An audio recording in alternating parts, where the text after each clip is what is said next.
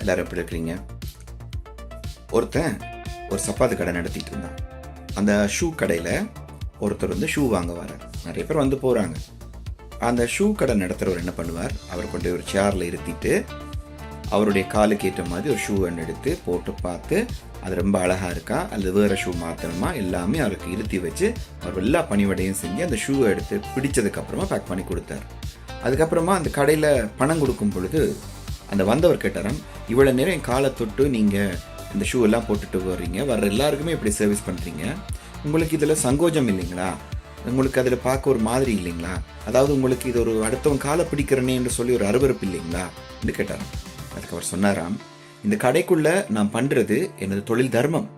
இந்த கடைக்கு வெளியில் இதே விஷயத்தை நீங்கள் என்ன பண்ண சொல்லுவீங்களா இருந்தா, அதாவது அடுத்தவன் காலை பிடிக்க வைப்பீங்களா இருந்தா, கோடி ரூபாய் கொடுத்தாலும் நான் செய்ய மாட்டேன். ஏனெண்டா அது என்னோட தன்மானம் என்றாராம். அப்போ தன்மானத்துக்கும் தொழில் தர்மத்துக்கும் உள்ள வித்தியாசம் இப்போ உங்களுக்கு தெரியுதா? சில தொழில்களை சில தர்மம் கருதி நீங்கள் செய்வதற்காக அதுதான் நீங்கள் என்று சொல்லி வேறு யாக்கள் எடை போட்டால் அது தப்பு என்று உணர்த்துறதுக்கும் நீங்கள் தயாராக இருக்கணும். ஆக தொழில் தர்மம் வேறு, தன்மானம் என்பது வேறு. கோடி ரூபாய் கொடுத்தாலும் செய்யக்கூடாத சில விஷயங்களை செய்யவே கூடாது. நான் நினைக்கிறேன் இந்த உண்மை உங்களுக்கு தெரிஞ்சால் வாழ்க்கை ரொம்ப சந்தோஷமா இருக்கும். Have a nice day.